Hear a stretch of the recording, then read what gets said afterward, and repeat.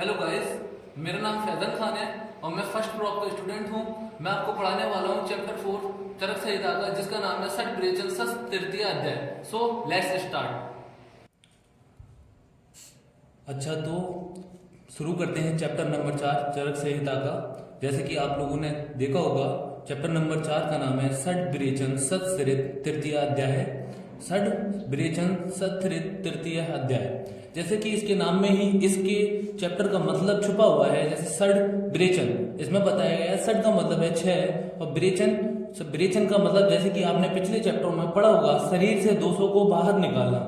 शरीर से दोषों को बाहर निकालना। सत का मतलब होता है, सत्सरित का मतलब होता है 100। मतलब इसमें 100 ऐसे 600 ऐसे द्रव्यों के बारे में पढ़ेंगे। बमन और विरेचन द्रव्यों के बारे में इस चैप्टर में हम पढ़ते हैं। षट विरेचन सत्सरित तृतीय अध्याय इसका नाम पड़ा है इसी वजह से, क्योंकि हम इसमें 600 द्रव्यों के बारे में, ऐसे ऐसे ड्रग्स, द्रव्य मतलब यहाँ पर द्रव्य का मतलब आप ड्रग्स से ले सकते हैं। 600 ऐसी ड्रग्स के बारे में पढ़ेंगे जो मुख और गुदा के रास्ता, जो मुख और गुदा है यानी एनल रीजन और माउथ रीजन से आप उनको बाहर निकाल सकते हैं। किसको बाहर निकाल रहे हैं हम? शरीर से दोषों को बाहर निकाल रहे हैं। ठीक है, शरीर से दोषों को बाहर हम किन दो प्रकार से निकालते हैं? एक निकालते हैं मुख्य रास्ता, एक गुदा, मुख के थ्रू निकालते हैं, माउथ के थ्रू, एक एनल रीजन के थ्रू। मतलब माउथ के थ्रू कैसे निकालेंगे? ऊर्ध्व विरेचन। उसको जब जो दोष हम मुंह के थ्रू बाहर निकालेंगे, मुख के थ्रू, माउथ के थ्रू बाहर निकालेंगे, उसे बोलेंगे ऊर्ध्व विरेचन। और जिन दोषों को हम अध विरेचन, गुदा के थ्रू यानी एनल रीजन के थ्रू बाहर निकालेंगे, उसे बोलेंगे अध विरेचन, अधा विरेचन। ऊर्ध्व विरेचन में जो बमन करने के लिए मुख से जो हम निकालते हैं, मुख से जिन दोषों को बाहर निकालेंगे वो आता है बमन में। और गुदा से जिन दोषों को बाहर निकालेंगे, गुदा के रूट के थ्रू, वो आता है विरेचन में। गुदा में हम जो इतने द्रव्य पढ़ेंगे वो पढ़ेंगे 355 द्रव्य, और विरेचन में जितने हम द्रव्य पढ़ते हैं वो पढ़ते हैं 245 द्रव्य। अब बात करते हैं, यहाँ पर एक क्वेश्चन उठता है कि बमन क्या है और विरेचन क्या है। जैसे आपने पिछले वाले अध्याय में पढ़ा होगा, अपमार कंडुलीय अध्याय में आपने पढ़ा होगा, वहां पर बताया गया था, वो चैप्टर में बताया गया था कि ये पंचकर्मा के रिलेटेड है। पंचकर्मा जो हम करते हैं ना, उसके ही पार्ट्स हैं बमन और विरेचन। जैसे कि आप लोग जानते हैं बमन में क्या होता है, जैसे कुछ अध्यापकों ने बता रखा होगा कि मुख्य रास्ता, वॉमिटिंग वगैरह, विरेचन। ठीक है, तो अब हमें पता करना है कि बमन क्या है और विरेचन क्या है। बमन में हम लोग क्या करते हैं, अगर हम कुछ भी औषधि या द्रव्यों को या ड्रग्स को किसी पेशेंट को, रोगी को देते हैं, ठीक है, जब हम देते हैं, ये एक प्रोसेस होती है, एक विधि होती है। जब हम बमन करा रहे होते हैं किसी को, मुख्य रास्ता, उसके दोषों को बाहर निकालते हैं शरीर से। जब हम बमन द्रव्यों को देंगे, 355 में से कोई भी द्रव्य को जब हम देते हैं तो वो मुख्य रास्ते आता है, यानी बमन मुख्य रास्ते तो आता है। क्या आपको पता है ये बमन में जो औषधि है वो किस पर काम करती है? बमन सीधे रिलेट करता है स्टोमच से। किससे? स्टोमच से, यानी पेट से। पेट में जितने भी दोष हैं आपके, वो शरीर से बाहर निकालेंगे। स्टोमक के जितने दोष हैं स्टोमक में, वहां के स्टोमक में जितने दोष हैं सब शरीर से बाहर निकालेंगे। किसके थ्रू? बमन के थ्रू। और गुदा मतलब विरेचन, जो इंटेस्टाइनल रीजन है, जो पकवास है, वहां पर जो दोष हैं उनको बाहर निकालते हैं हम विरेचन के थ्रू। ठीक है, उस प्रोसेस को बोलते हैं विरेचन। अगर हम पकवासे से दोषों को बाहर निकालेंगे तो उसे बोलेंगे विरेचन। अगर हम अमाशय से दोषों को बाहर निकालेंगे तो उस प्रोसेस को बोलेंगे बमन। ठीक है, इसमें 355 द्रव्य आते हैं और विरेचन में 345 द्रव्य आते हैं। जैसे कि आपने सुना होगा कि ये जो चैप्टर है षट विरेचन सत्सरितीय अध्याय, ये बेसस चतुष्क में 4 चैप्टर आते हैं, 4 अध्याय आते हैं, जिसका ये अंतिम अध्याय है। पहले वाले 3 अध्यायों में आपने पढ़ा होगा कि अंत्य परिमार्जन चिकित्सा की जाती है। चिकित्सा दो तीन टाइप की होती है, एक तो अंत्य परिमार्जन चिकित्सा, एक बाह्य परिमार्जन चिकित्सा, एक उभय परिमार्जन चिकित्सा। मतलब ये जो चैप्टर है इसमें बताया गया है उभय परिमार्जन चिकित्सा के बारे में। अब बात करते हैं उभय परिमार्जन चिकित्सा क्या होती है। उभय परिमार्जन चिकित्सा, इसका मतलब है ऐसी औषधि, ऐसे ड्रग्स को हम यूज कर सकते हैं इंटरनली भी और एक्सटर्नली भी। कुछ ऐसी ड्रग्स जिसको इंटरनली भी यूज कर सकते हैं, एक्सटर्नली भी यूज कर सकते हैं, उसे बोलते हैं हम उभय परिमार्जन चिकित्सा। फिर इसे हम बोलते हैं उभय परिमार्जन चिकित्सा। ठीक है, फिर जैसे चरक के कल्प स्थान में 12 अध्यायों को वर्णन किया गया है, जिसमें 2 पार्ट में हम 12 अध्यायों को डिवाइड कर देते हैं, 1 से 6 पार्ट तक। मतलब पहले चैप्टर से लेके, पहले अध्याय से लेके 6वें अध्याय तक बमन योग के बारे में बताया गया है, जिसके अंदर 355 द्रव्य, जिसके अंदर 300 बमन योग के अंदर हम 355 द्रव्यों के बारे में पढ़ते हैं, औषधियों के बारे में पढ़ते हैं, और ब्रेचन योग में हम 245 औषधियों के बारे में पढ़ते हैं। जैसे कि इन दोनों को मिलाकर 245 और 355 दोनों ही औषधियों को मिलाकर बमन योग और ब्रेचन योग की ये बनता है 600 ब्रेचन योग बन जाते हैं। मतलब 600 ब्रेचन में ऐसे औषधि होती हैं जो हम 600 ब्रेचन में यूज कर सकते हैं, ठीक है। जिसमें बमन योग में 355 आती हैं और ब्रेचन योग में 245 आती हैं। बमन योग में जो औषधि आती है, जैसे पहली औषधि है मदन फूल, मदन फल में 133 आते हैं जैसे, ठीक है। और जम्यूतक में 39 औषधि आती हैं, इचबाकू में 45 और दामार मार्ग में 60 और कुटज में, जैसे आप देख रहे होंगे, कुटज में 18, किरत बेदन में 60 मेडिसिन आ रही है, ठीक है। ब्रेचन योग के में पहला है तुम्हारी एक कैटेगरी है जिसमें श्यामा, काला निशोध, इसमें ठीक है पहली ड्रग है जिसमें 100 आ रही है, यानी 100 हम ब्रेचन योग में द्रव्यों को, ऐसे द्रव्यों को यूज कर सकते हैं, ठीक है। और 2 चतुरंगल, दूसरी है चतुरंगल बोलेंगे, अमलतास बोलेंगे जिसमें 12 ड्रग आ रही है, लोद्र है 16 ड्रग आ रही है, महाब्रज है जिसमें 20 ड्रग आ रही है, ठीक है। 20 औषधियां, यहाँ पर औषधियों से है या द्रव्यों से आप, और मेरे मुंह से ड्रग निकल रहा है, आप समझ सकते हैं औषधि है द्रव्य, ठीक है। सप्तला है या संखनी भी बोलते हैं जिसमें 39 आ रही है, और दंती और द्रवंती ये 48। टोटल इनका योग किया जाता है तो ये 245 ड्रग बनती है, ठीक है। यहाँ पे त्रिवृत्ता सफेद भी है, ठीक है। आप जैसे कि समझ रहे हैं टोटल 600 हम इसमें ब्रेचन के बारे में पढ़ रहे थे। 60 ब्रेचन सत्सिरित अध्याय में हम 600 ब्रेचन के बारे में, मेथड्स के बारे में पढ़ रहे थे, कैसे प्रोसेस की जाती है, ठीक है। जैसे कि मैं जानता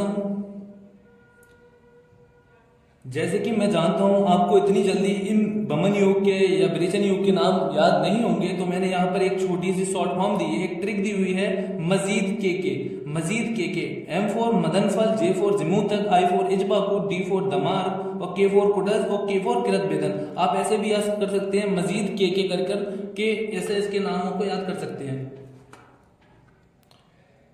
नेक्स्ट क्वेश्चन हमारा इस चैप्टर में ये बनता है कि इस चैप्टर में हमें पढ़ना क्या है, what will be study in this chapter. हम इस चैप्टर के अंदर 600 ब्रेचनों का वर्णन किया गया है, उनके बारे में पढ़ते हैं, जिसमें 355 बमन के बारे में और 245 ब्रेचन के बारे में। इस बीच में आपको बता दूं कि आप लोग सोच रहे होंगे कि इतने ज्यादा इस चैप्टर में श्लोक हैं और श्लोक क्यों नहीं आए, नोट्स के अंदर श्लोक को क्यों एक्सप्लेन नहीं किया जा रहा। आपको बता दूं आपके NCISM के सिलेबस में इस वाले चैप्टर से कोई भी श्लोक सिलेबस में नहीं है।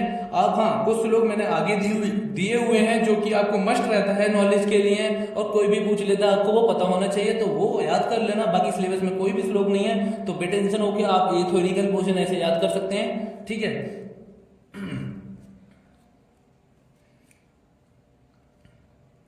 तो हम कहाँ थे, 600 ब्रेचनों का वर्णन किया गया है, ठीक है, जिसमें 355 बमन है, 245 ब्रेचन है, जिसमें 6 ब्रेचन योगों का आश्रय बताया गया है।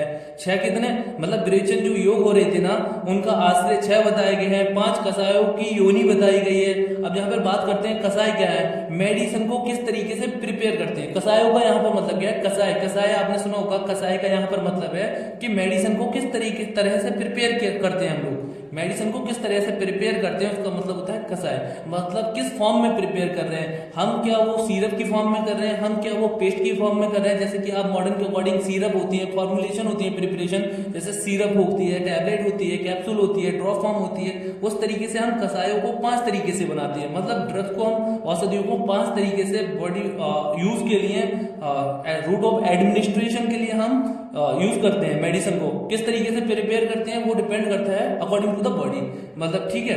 5 कसायों की योनि बताई गई है चैप्टर में, 5 कसायों की कल्पना बताई गई है, 5 महाकसायों का वर्णन, 50 महाकसायों का वर्णन किया गया है और 500 कसाय का वर्णन किया गया है, ठीक है। यहाँ पर एक बात और बताना है कि आपको, जैसे कि ब्रेचन को हम रेचन भी बोलते हैं। ब्रेचन को रेचन कब बोलते हैं, जब बमन और ब्रेचन, बमन क्रिया और ब्रेचन क्रिया दोनों एक साथ होती है तो हम उसे क्या बोलते हैं, रेचन। तो हम उसे क्या बोलते हैं, रेचन, ठीक है। जैसे कि आश्रय इसमें 6 बताए गए हैं, ठीक है, 6 विरेचन योगों का आश्रय बताया गया है। वो 6 विरेचन योगों का आश्रय क्या है, देखें, आश्रय विरेचन द्रव्य के, जैसे दुग्ध होगा, मूल होगी, छाल होगी, पत्ती, फूल और फल, ये 6 आश्रय बताए गए हैं। पंचकसाय योनि क्या होता है, पंचकसाय योनि जैसे मैंने बताया 5 योनि बताई है, कसाय बताया किस तरीके से हम औषधियों को प्रिपरेशन कर सकते हैं, द्रव्यों का प्रिपरेशन किस 5 तरीके से कर सकते हैं वो बताया गया है। पंचकसाय योनि जैसे मधुर कसाय होता है, अम्ल कसाय होता है, कटु कसाय, तिक्त कसाय और कसाय कसाय, जिसमें मतलब सुश्रुत ने क्या बताया गया है, सुश्रुत ने क्या है, षड्विध कसाय कल्पनाओं के बारे में बताया है। सुश्रुत ने षड्विध कसाय कल्पनाओं के बारे में बताया है, मतलब 5 तो तुम्हारी कसाय कल्पना है और एक क्षीर सुश्रुत ने एक अलग से माना हुआ है, जो क्षीर है, क्षीर को उन्होंने अलग से कल्पना को माना हुआ है, क्षीर को, ठीक है ना। ठीक है, 5 विध कसाय कल्पनाएं हैं। ऊपर मैंने 5 कसाय योनि को बता दिया। मधुर कसाय जैसे आपने रस पढ़े होंगे, मधुर रस, अम्ल रस, लवण रस, कटु रस, तिक्त रस, कसाय रस, ठीक है। ऐसे वहां पे 6 रस हैं, यहाँ पर एक रस को नहीं दिया गया है जिसका नाम है लवण रस। यहाँ पे 5 रस को दिया हुआ है, जैसे कसाय बोल दिया है, मधुर कसाय, अम्ल कसाय, कटु कसाय, तिक्त और कसाय कसाय, ठीक है। यहाँ पर सुश्रुत ने बताया षड्विध कसायों के बारे में, कल्पनाओं के बारे में बताया। 5 तो है, षड मतलब 6, एक क्षीर को यहाँ पे ऐड कर दिया गया है। 5 विध कसाय कल्पनाएं, 5 विध कसाय कल्पनाएं कौन सी थी, जो मैंने बताया 5 कसायों को, मेडिसिन को किस तरीके से प्रिपेयर किया जाता है वो यहाँ पर आपको एक्सप्लेन करते हैं। जैसे सोरस, कल्क, क्षुरित को हम क्वाथ भी बोलते हैं। शोरस क्या होता है, शोरस जूस, जैसे हम कोई किसी भी मेडिसिनल प्लांट का हम जूस निकालते हैं, उसका एक्सट्रैक्ट निकालते हैं, तो वो कहलाता है सोरस। कल्क मतलब किसी भी मेडिसिन की हम चटनी बना लेते हैं, पेस्ट बना के तैयार कर रहे हैं यूज करने के लिए, तो वो बोलते हैं कल्क। शिरत और क्वाथ जैसे कि काढ़ा, जैसे आप लोगों ने चाय वगैरह होता है वो काढ़े में आ जाता है। शीत होता है और फांट होता है। 5वें नंबर पे कौन है, फांट, जो सबसे ज्यादा यूज किया जाता है, जो सबसे ज्यादा बॉडी में लाभदायक होता है, वो होता है फांट अपना आप देख सकते हैं, फांट सबसे ज्यादा लाभदायक होता है। ऐसे ही क्या हुआ, काश्यप ने सप्तविध कसाय कल्पनाओं को बताया। काश्यप ने सप्तविध कसाय कल्पनाओं के बारे में बताया। 5 तो कसाय कल्पना यही वाली थी, जैसे सोरस हो गया, कल्क हो गया, शिरत, स्वाद, क्वाथ, शीत और फांट, और 2 अलग से बताई। वो 2 कल्पनाएं कौन सी बताई, चूड़ और अभिषद यहाँ पे मध्य मतलब दारू जैसे कि अल्कोहल वगैरह, शराब, तो वो यहाँ पे ऐसे करके सप्तविध कसाय कल्पनाओं को बताया है। किसने बताया है, काश्यप ने। यहाँ पर बात करते हैं सबसे पहले, यहाँ पे जो पंचविध कसाय कल्पना थी उसमें सबसे पहले जिक्र था सोरस का, तो यहाँ पे बात करते हैं सोरस का होता है, जैसे एग्जाम्पल आप समझ सकते हैं, गन्ना। यहाँ पर एक श्लोक भी है जो आपको इंपोर्टेंट है, आपको याद करना, वैसे सिलेबस में नहीं है लेकिन नॉलेज के लिए, और कोई भी पूछ लेता है, आपको पता रहना चाहिए, प्रिपरेशन आगे चल के कभी बनाते हो कि सोरस का श्लोक क्या है। सारी मेडिसिन श्लोक पर ही डिपेंड करती है। जैसे ये है यंत्र निष्पीड़िता ताद द्रव्य रसः सोरसः उच्यते। इसका मतलब यहाँ पे दिया हुआ है, जैसे सोरस सदा ताजे और गीले द्रव्यों से निकाला जाता है। सोरस को हमेशा क्या है, सोरस जब बनाओ तो सदा हमेशा ही ताजे और गीले द्रव्यों का यूज करना चाहिए। 2 तोला हम इसमें लेते हैं, सोरस बनाने के लिए 2 तोला लेते हैं। 2 तोला जैसे कि सोना होता है, सोने के 2 तोला मतलब 1 तोले में 11.2 ग्राम होता है, ठीक है। 1 तोला कितना होता है, तो 11.2 होता है, और ऐसे ही 11.2 होता है, सॉरी, ठीक है, 1 तोला। वहां पे हम गीला द्रव्य, ठीक है, यूज नहीं कर सकते, गीले द्रव्य का अभाव हो रहा है, तो ऐसा नहीं, सूखा द्रव्य होगा तो सोरस, तब हम कितना लेंगे सोरस, तब कितना सोरस निकलेगा, 4 तोला। जैसे 1-2 तोला लेते हैं सोरस को बनाने के लिए, ठीक है, किसमें, ताजे और गीले द्रव्य में 2 तोला हम सोरस को बनाने के लिए ले रहे हैं, जिसमें 1 तोला में क्या होता है, 11.2, ठीक है। अब 2 तोला मल्टीप्लाई 2 कर दो तो कितना हो जाएगा, 23, सही है ना। ऐसे करके सूखे द्रव्यों में सोरस कितना निकलता है, 4 तोला के बराबर सोरस निकलता है। किसमें निकलता है, सूखे द्रव्यों में। अब इसके बाद दूसरे नंबर पे था कल्क। जैसे मैंने बताया पेस्ट होता है, हम चटनी बनाते हैं, जिसका श्लोक क्या है, मतलब कल्क में ऐसी औषधियां यूज कर सकते हैं, चटनी बना के बॉडी में ऐसे द्रव्यों का यूज करते हैं जो चटनी बन सके, ठीक है। जैसे यह पिंडो रस पिष्टाना सह कल्कः परिकीर्तिकः, ठीक है।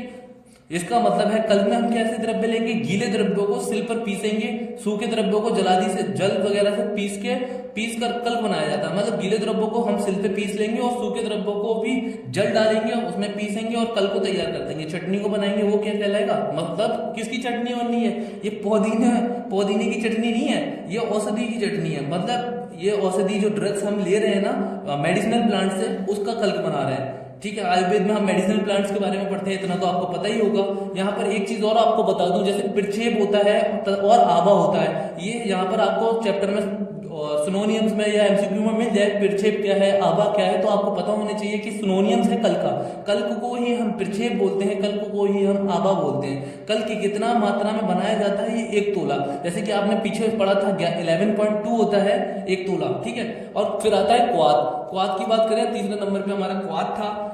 क्वाथ जैसे यहाँ पे श्लोक है, बहुतु क्वाथितम द्रव्यम श्रत माहु चिकित्सका, ठीक है।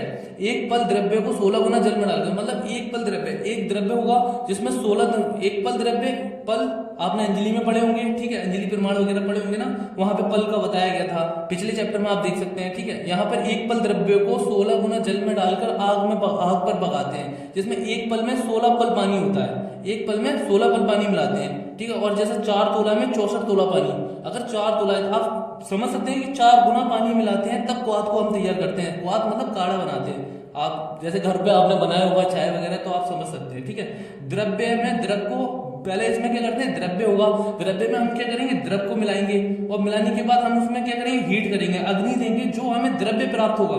उसके बाद अग्नि देने के बाद, इतना पानी मिलाने के बाद अग्नि देंगे, आग देने के बाद, हीटिंग करने के बाद जो हमें द्रव्य प्राप्त होता है, वो उसे बोलेंगे हम क्या, क्वाथ, उसे हम क्वाथ बोलते हैं। क्वाथ बनाते टाइम हमें एक बात का ध्यान रखना है, जो क्या बोलते हैं, पात्र, जो बर्तन होगा उसका मुंह खुला रखना है हमेशा। और इसमें यही बताया गया है, क्वाथ बनाते समय उसका मुंह खुला रखना चाहिए। ढकने से क्वाथ गुरु हो जाता है, मतलब वो हैवी हो जाता है, जो पीने के लिए हानिकारक होता है। हमें पता है हमें लघु भोजन लेना चाहिए, बॉडी के लिए सेहतमंद होता है मोस्टली, ठीक है। यहाँ पर क्या हो जाएगा, वो गुरु हो जाएगा, जो क्वाथ हो जाएगा गुरु हो जाएगा, जो बॉडी के लिए हानिकारक होगा। इसमें हम कैसे लेंगे, 4 तोले के बराबर इसकी मात्रा लेते हैं। कितनी, 4 तोले के बराबर मात्रा लेते हैं, ठीक है। फिर इसके बाद बात करते हैं हम शीत द्रव्यों की, ठीक है। फिर इसके बाद बात आती है शीत की। चौथे नंबर पे शीत था, तो आप समझ सकते हैं शीत में क्या है, कुटे हुए द्रव्य को शीतल जल में रात भर रख देते हैं। कोई भी द्रव्य होगा, कोई भी औषधि होगी, ठीक है, उसे हम कूटेंगे और शीतल जल में, ठंडे पानी में हम रात भर रख देंगे। सुबह उठेंगे और उठने के बाद द्रव्य को, जो द्रव्य होगा, ठीक है, उसे हाथ से मसल लेंगे, जो भी औषधि होगी उसे हाथ से मसल लेंगे अच्छे से, और फिर उसे छान लेंगे, और इसे शीत कसाई कहा जाता है। इस प्रोसेस को हम क्या बोलते हैं, शीत कसाई। मेडिसिन को ऐसे भी बनाया जाता है, ठीक है, औषधि को, मेडिसिनल प्लांट को इस तरीके से भी बनाया जाता है, ऐसी प्रिपरेशन भी बनाई जाती है इसकी, इसे हम बोलते हैं शीत कसाई। जैसे एक पल द्रव्य को 6 गुना जल में गिराकर एक मिट्टी के पात्र में ढककर रख देते हैं, ठीक है। 4 तोला मतलब 6 टाइम, और 4 तोला में 24 तोला बाटल लेंगे, ठीक है। अगर 4 तोला हम औषधि को ले रहे हैं तो उसमें 6 टाइम्स बाटल लेंगे, पानी को लेंगे, ठीक है, जल को लेंगे। और अगर 4 तोला हम फिर औषधि ले रहे हैं तो उसमें 24 तोला बाटल लेंगे। आप समझ सकते हैं, यानी एक मात्रा के बराबर हम 8 तोला पानी ले रहे हैं। जल को कितना बनाएंगे, एक मात्रा का 8 तोला बनाएंगे, किसको, शीत को। फिर इसके बाद आता है 5वां फंड।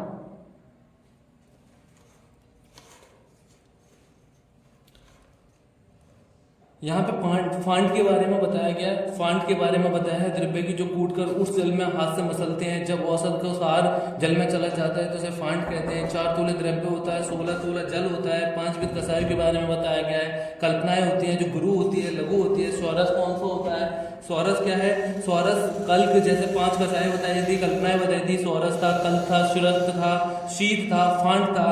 कि कौन ज्यादा गुरु होता है, कौन ज्यादा लघु होता है, इसके बारे में ये आप इसे समझ सकते हैं। स्वरस सबसे ज्यादा गुरु है, इससे कम गुरु कौन सा है, कल्क है। इससे कम गुरु कौन सा, सिरत है। इससे कम गुरु कौन सा, शीत है। और फिर ये फांड क्या होगा, लघु में आ जाएगा। और उल्टा चले तो यहाँ पर क्या होता है, फांड जो होगा वो लघु, सबसे ज्यादा लघु कौन होगा, फांड होगा। शीत उससे कम होगा, सिरत उससे कम होगा, और कल्क उससे कम होगा, स्वरस उससे कम होगा, ठीक है। फिर 5 महाकसायों का वर्णन दिया हुआ है। 5 महाकसाय वर्णन में और 500 कसाय का दिया है। जीवनादि वर्ग को दिया हुआ है, जीवनीय, ब्रहणीय, लेखनीय, वेदनीय और संदनीय और दीपनीय। बल्यादि वर्ग के बारे में पढ़ले, कंठ्य और दत्ते के बारे में। तृप्त्यादि धनादि वर्ग के बारे में बताया गया है। तृप्ति घन के बारे में, अर्थोधन के बारे में, कुष्ठ घन के बारे में, कंडू घन के बारे में, किरमी घन के बारे में, विष घन के बारे में। विष घन के बारे में, विष का यहाँ पे मतलब दिया हुआ है, जैसे विष घन मतलब घन से मतलब है विष को कम करने वाले। ऐसे द्रव्य जो पॉइजन को कम करते हैं वो विष घन द्रव्य कहलाते हैं। स्तन्य जनादि वर्ग, स्तन्य जनादि वर्ग होता है जो स्तन्य, यानी जो स्तन्य आप तो समझ सकते हो, ठीक है। स्तन्य जनादि वर्ग होते हैं जिसमें स्तन्य जनन का, स्तन्य शोधन का, शुक्र जनन का और शुक्र शोधन का वर्णन किया गया है। ऐसे द्रव्यों का वर्णन किया गया है। ठीक है। इसके बाद हम लोगों को पढ़ना है स्नेहो पगादी वर्ग। स्नेहो पगादी वर्ग में स्नेहो पग के बारे में दिया गया है, इस स्वेदो पग के बारे में, बमनो पग के बारे में और ब्रेचनो पग के बारे में बताया गया है। अस्तपनो पग के बारे में, अनुवासनपनो पग के बारे में बताया गया है और स्रो ब्रेचनो पग के बारे में बताया गया है। ठीक है। अस्थापनो ब्रेचनो पग और अनुवासनो पग, ये वहां पर जो आपको ब्रेचन बताया गया था, मन बताया गया था, नस्य बताया गया था, स्रो ब्रेचन बताया गया था, ये पंचकर्म के ही पार्ट है। अस्थापनो पग और अनुवासनो पग, ये आपको आगे वर्णन किया गया है। ठीक है। यहाँ पर हम इसके बारे में पढ़ते हैं। छर्दी निग्रहाणी वर्ग के बारे में पढ़ते हैं। छर्दी निग्रहाणी वर्ग में कौन से द्रव्य आते हैं? छर्दी निग्रहण द्रव्य आते हैं। तृष्णानी ग्रहण द्रव्य आते हैं। हिक्कानी ग्रहण द्रव्य आते हैं। हिक्कानी जो बार बार हिचकियां आती हैं, ऐसे द्रव्य जो हिचकियों को सही करेगा। ठीक है। और यहाँ पे पुरुष संग्रहाणी आदि वर्ग के बारे में पढ़ेंगे।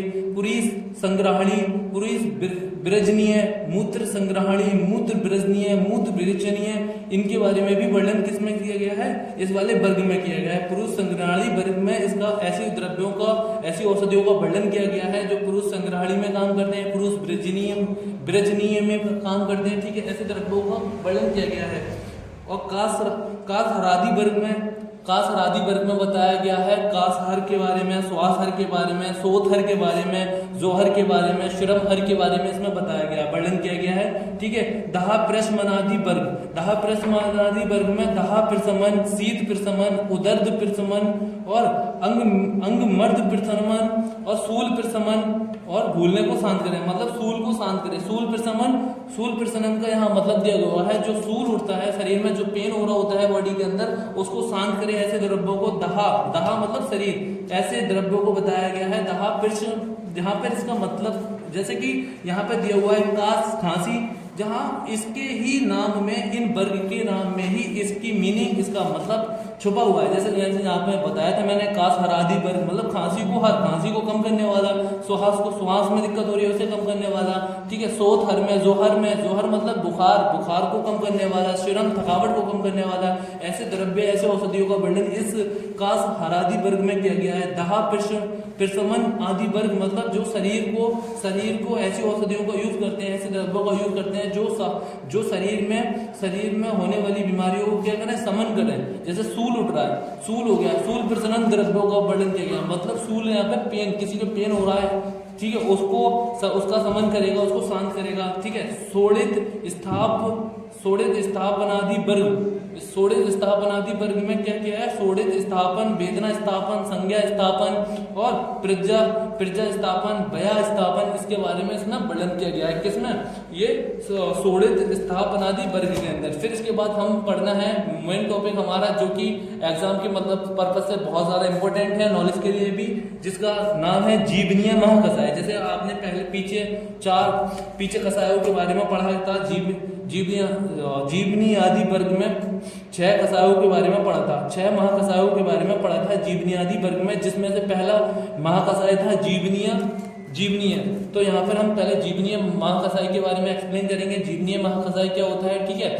जीवनीय महाकसाय मतलब न्यूट्रिएंट, ठीक है, ऐसी बॉडी के लिए जो न्यूट्रिएंट्स जो लाभदायक होते हैं उनके बारे में, जिसके अंदर ऐसे औषधि आती है। जीवक आ गया, श्रगभग आ गया, मेघ आ गया, महोमेघ आ गया, ककोली आ गया, क्षीर ककोली आ गया, गुद पर्ली आ गया, मांस पर्लियो आ गया, ठीक है, जीवंती आ गया, मधुकीमिति आ गया, दशमानी आ गया, ठीक है, जीवन्य पानी आ गया, भवंती। ये एक श्लोक की तरह भी याद कर सकते हैं और हम मीनिंग के हिसाब से भी याद कर सकते हैं, स्टेप बाय स्टेप। इन औषधियों को, जो द्रव्य जीवन मतलब जीवनीय महाकसाय कौन से महाकसाय होते हैं? वो द्रव्य होते हैं जो आयु के लिए हितकारी होते हैं, जो जीवन देते हैं। उन द्रव्यों को हम जीवनीय द्रव्य बोलते हैं। मतलब जो द्रव्य जीवन आयु के लिए हितकारी हो उसे जीवनीय द्रव्य कहते हैं। जीवनीय द्रव्य पार्थिव हो सकता है, जलीय हो सकता है, पार्थिव होता है, जलीय होता है, मधुर रस प्रदान होते हैं। और वीर्य इनका किस तरह, जीवनीय द्रव्यों का वीर्य कैसा रहता है? शीत वीर्य होता है। वीर्य कैसा रहता है? शीत वीर्य होता है। वीर्य आपने पढ़ा होगा अष्टांग हृदय में, एक उष्ण वीर्य रहता है, एक शीत वीर्य रहता है, जिसमें जीवनीय महाकसाय का वीर्य क्या होता है? शीत होता है। ठीक है। मधुर रस आपने पढ़ा होगा मधुरस प्रधान जीवनीय द्रव्य है, मधुरस 6 रसों के बारे में वर्णन किया गया है, अष्टांग हृदय में भी और पदार्थ विज्ञान में भी किया गया है, चरक संहिता में भी किया गया है। तो मैं मानता हूँ कि आप लोगों को रसों के बारे में पता होगा, ठीक है। फिर इसके बाद है बृहणीय महाकषाय। वो महाकषाय होते हैं जो वेट प्रोमोटिंग ड्रग्स होती है, मतलब ऐसी औषधियां जो वजन को बढ़ाती हैं। शरीर में अगर किसी का वजन कम है तो उसको बढ़ाने वाली कौन से द्रव्य देंगे हम, वो देंगे बृहणीय महाकषाय, वेट प्रमोटिंग ड्रग्स को हम देंगे, ठीक है। जिसमें आता है क्षीरसी आती है, राज छवक आता है, अश्वगंधा आती है, ककोली आता है, क्षीर ककोली आता है, बात यामिनी आती है, भद्रोदनी आती है, भारद्वाजी यश मसर्य गंध आती है, इति आती है, दक्षिमानी आती है, बृहण मिनी आती है, भमंता। ऐसे करके आप याद कर लो, चाहे श्लोक समझ के याद कर लो, श्लोक नहीं तो ऐसे नाम इसके याद कर सकते हैं आप। सब नहीं याद करने, 4-5 याद कर लो, काम हो जाएगा,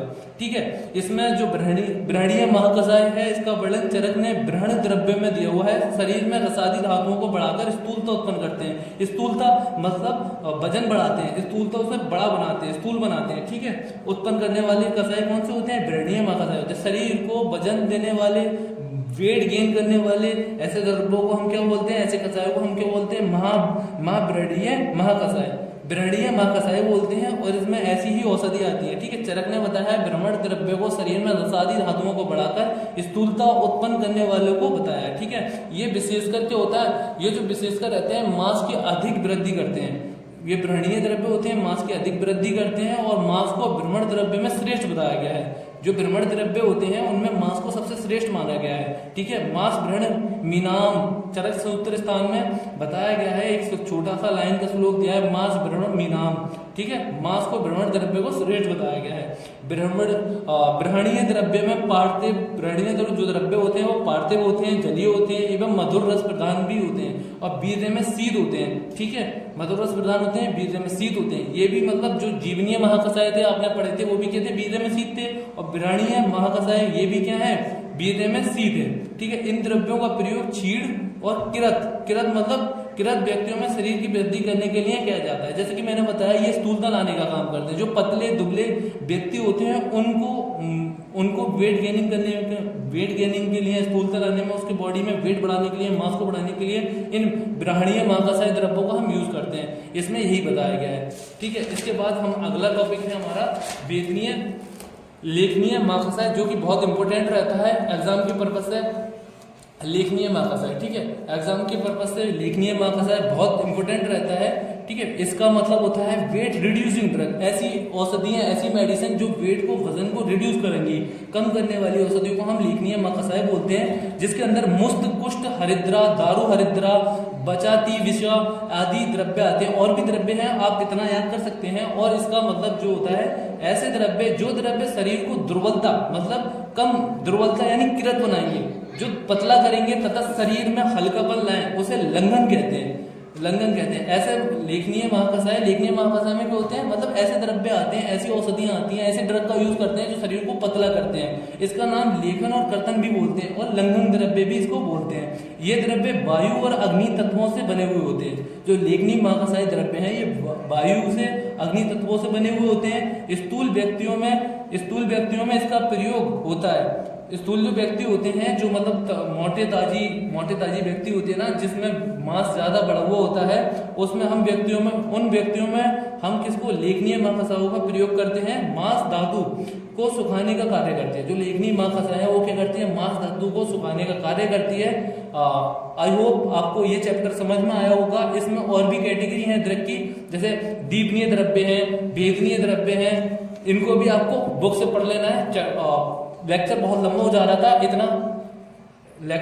जा रहा था, इतना ये आपके लिए एग्जाम पर्पस के लिए काफी होता है, ठीक है। इसके बाद आप नॉलेज के लिए थोड़ा ज्यादा पढ़ना चाहते हैं तो आप दीपनीय और भेदनीय द्रव्यों को बुक से पढ़ लें। लेखनीय महाकषाय को ना छोड़ें, ये एग्जाम के लिए पिछले कई साल में कई बार पूछा गया है, तो इसको पढ़ें, जीवनीय द्रव्यों को पढ़ें, ठीक है। और आई होप आपको ये समझ में आया होगा। अगर कोई भी डाउट है तो आप कमेंट में कमेंट में पूछ सकते हैं, ठीक है। किसको इस चैप्टर के बारे में, अगर आपको ये चैप्टर समझ में आया हुआ, अगर आपको ये चैप्टर पढ़ने में अच्छा लगा, नोट्स समझ में आए, शॉर्ट नोट्स में आपको इस चैप्टर के बारे में बताया गया है, षड्विवेचन तृतीय अध्याय के बारे में, तो आप कमेंट में बताएं कि आगे कौन सा चैप्टर आपको समझाऊं शॉर्ट में, जो आपको टफ लग रहा हो और मैं इजी तरीके से इजी नोट्स में आपको एक्सप्लेन कर सकता हूं। आई होप आपको ये समझ में आएगा। कुछ गलती हुई हो तो वो भी कमेंट करें। और क्या मैं इन्वॉल्व, मेरा पहला लेक्चर है, आई होप आपको ये वीडियो समझ में आया होगा, इस चैप्टर को अच्छा लगा होगा। ये मेरी पहली वीडियो है। आपको अगर कोई डाउट हो तो आप कमेंट में करें, और आप अगला कौन सा पार्ट, अगला कौन सा चैप्टर चरक संहिता का पढ़ना चाहते हैं इजी शॉर्ट नोट्स में, मैं एक्सप्लेन कर सकता हूं, आप वो भी उसमें कमेंट करें। और ये इसको सब्सक्राइब करें, मेरा चैनल है, आप इसको सब्सक्राइब करें, शेयर करें, लाइक करें और अपने दोस्तों को भी ये वीडियो शेयर करें। Thank you.